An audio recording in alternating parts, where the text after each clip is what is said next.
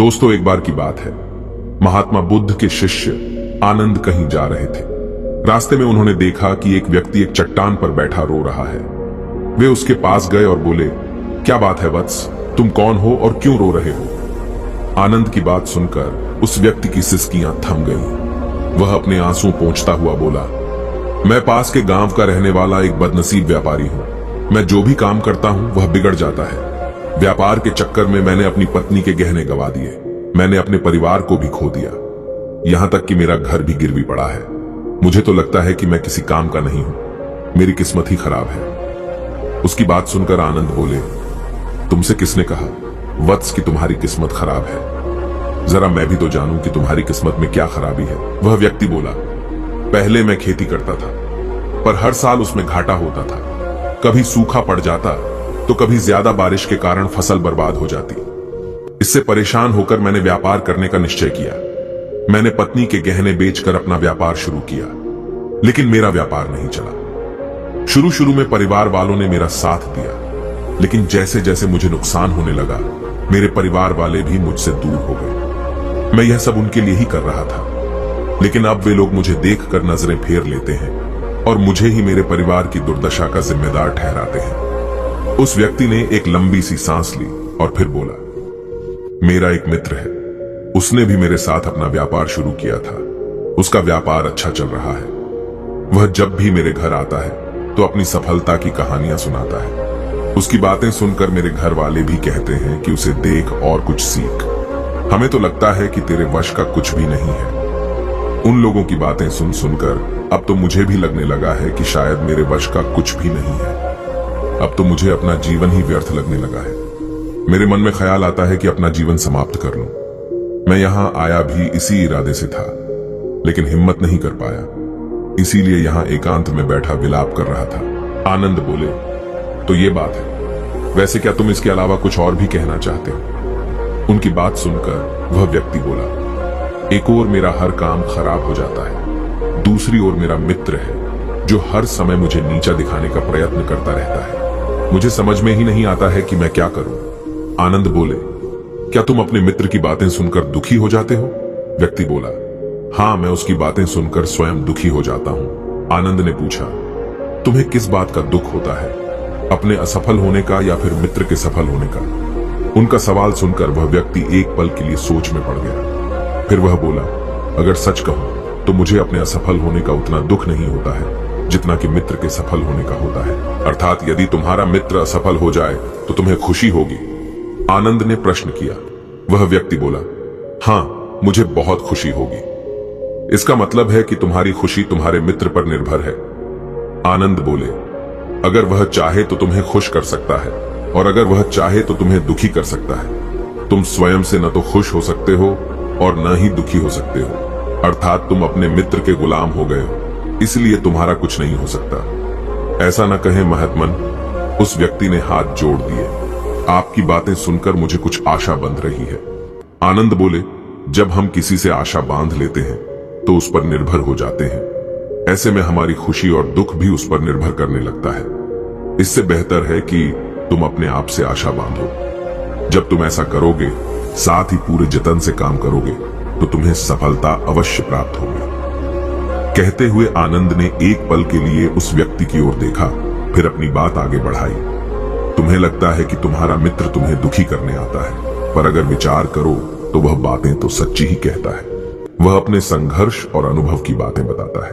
तुम उन बातों से बहुत कुछ सीख सकते हो। तुम्हें इसके लिए उसका धन्यवाद करना चाहिए कि तुम्हें घर बैठे कुछ अनुभव मिल रहे हैं। तुम उन अनुभवों का लाभ उठाओ, नई शुरुआत करो, कर्म करते जाओ, हार मत मानो। एक दिन तुम्हें सफलता अवश्य मिलेगी। आज तुम जिसे अपना बुरा वक्त या बुरी किस्मत कह रहे हो, एक दिन यह बदल जाएगी। इसी के साथ तुम्हारे विचार भी बदल जाएंगे। और देखना, जब तुम्हारा अच्छा वक्त शुरू होगा, तब तुम्हारा मित्र भी तुम्हें अपनी सफलताओं की कहानियां नहीं सुनाएगा। तब वह अपनी असफलताओं की बातें बताएगा, ताकि तुम उसकी बातें सुनकर भ्रमित हो जाओ, तुम्हारा आत्मविश्वास हिल जाए और तुम गलत निर्णय ले सको। लेकिन उस समय भी तुम्हें अपनी बुद्धि का प्रयोग करना होगा।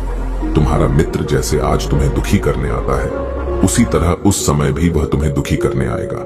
क्योंकि जिस तरह उसे दुखी देखकर तुम्हें मजा आता है, उसी तरह उसे भी तुम्हें दुखी देखने में उतना ही मजा आता है। वह व्यक्ति बोला, आपने सही कहा, लेकिन मेरा सबसे बड़ा दुख यह है कि मेरे परिवार के लोग भी इसमें शामिल हैं। वास्तव में मैं तो अपने परिवार के लिए अच्छा करना चाहता था, लेकिन वे लोग भी मेरी बात नहीं समझते हैं। वे भी मुझे गलत कहते हैं और अब तो वे मेरे साथ भी नहीं हैं। आनंद बोले, मैं सब समझ गया, तुम सांत्वना चाहते हो। वास्तव में इस दुनिया में सभी लोग सांत्वना ही चाहते हैं।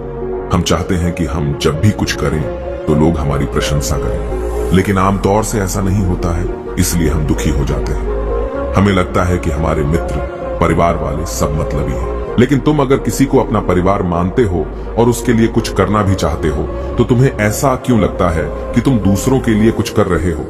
वास्तव में तुम अपनी खुशी के लिए कर रहे हो। इसलिए परिवार के लिए कुछ करना वास्तव में अपने लिए ही करना होता है। लेकिन अगर ऐसा करते समय तुम्हें लगता है कि तुम दूसरों के लिए कर रहे हो, तो तुम दुखी रहोगे। और अगर तुम्हें लगता है कि तुम अपने लिए कर रहे हो, तो तुम खुश रहोगे, क्योंकि जब तुम अपने लिए कुछ अच्छा करते हो या करना चाहते हो, तब तुम्हें सांत्वना की जरूरत नहीं पड़ती है। आनंद की बातें सुनकर उस व्यक्ति के चेहरे के भाव बदल गए। वह बोला, आप सही कह रहे हैं, मैं समझ गया हूं। अब तक मेरी किस्मत खराब इसलिए थी क्योंकि वह दूसरों के हाथ में थी। अब मैं अपनी किस्मत को अपने हाथ में रखूंगा। मैं फिर से प्रयत्न करूंगा, पूरे मन से काम करूंगा, और जब तक सफलता नहीं मिल जाती, चैन से नहीं बैठूंगा। उस व्यक्ति की बात सुनकर आनंद मुस्कुराए और उसे एक छोटी सी डिबिया देते हुए बोले, इस डिबिया को हमेशा अपने पास रखना। इसमें एक ऐसा राज है जो तुम्हें बड़े से बड़े दुख से भी बाहर निकाल लेगा, लेकिन इसे तभी खोलना जब तुम्हारे जीवन में कोई रास्ता ना सुझाई दे और तुम्हें लगे कि सब व्यर्थ है। यह दुनिया व्यर्थ है और यहां रहना भी व्यर्थ है। उस व्यक्ति ने आनंद को धन्यवाद दिया और डिबिया को लेकर चला गया। उसने नए उत्साह के साथ फिर से अपना व्यापार आरंभ किया। उसका व्यापार चल निकला। अपनी मेहनत और लगन के बल पर वह एक बड़ा व्यापारी बन गया।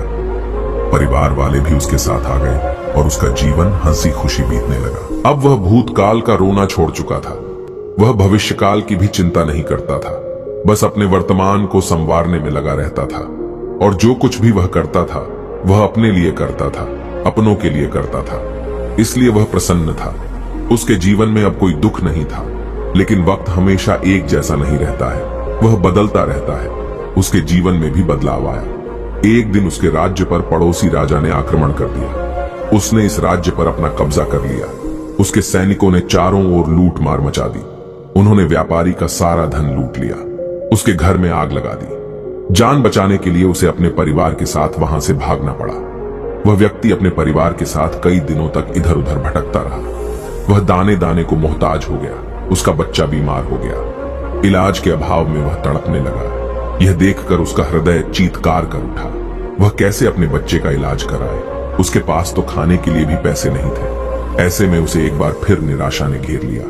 उसे लगने लगा कि उसका जीवन व्यर्थ है, सारी दुनिया व्यर्थ है, किसी भी बात का कोई मतलब नहीं है। भले ही आप जीवन में कितना भी कुछ कर लो, कितनी भी सफलता हासिल कर लो, पर अंततः यह जीवन समाप्त ही होता है। तो फिर ऐसे में जीवित रहने का क्या फायदा? इससे तो अच्छा है कि वह अपना जीवन समाप्त कर ले। लेकिन तभी उसके दिमाग में आनंद की दी हुई डिबिया याद आई। उसने उत्सुकता के साथ उसे खोला। डिबिया के भीतर एक पर्ची रखी हुई थी। पर्ची पर कुछ लिखा हुआ था। उसे पढ़कर उसकी आंखों के आगे छाया निराशा का अंधेरा छट गया और वह मुस्कुरा पड़ा। पर्ची पर लिखा हुआ था, यह समय भी बीत जाएगा। उसने डिबिया को अपनी मुट्ठी में भींच लिया और एक नई शुरुआत के लिए उठ खड़ा हुआ। दोस्तों, अगर आप भी ऐसी ही परिस्थिति से गुजर रहे हैं तो निराश ना हो। अपने अतीत पर शोक मत करें, न ही भविष्य की चिंता करें। अपने वर्तमान को जिएं और उसे बेहतर बनाने के लिए सच्चे मन से प्रयत्न करें। यकीन माने, जल्दी ही आपकी किस्मत भी बदलने वाली है। दोस्तों, आपको यह कहानी कैसी लगी? कृपया मुझे कमेंट करके अवश्य बताएं।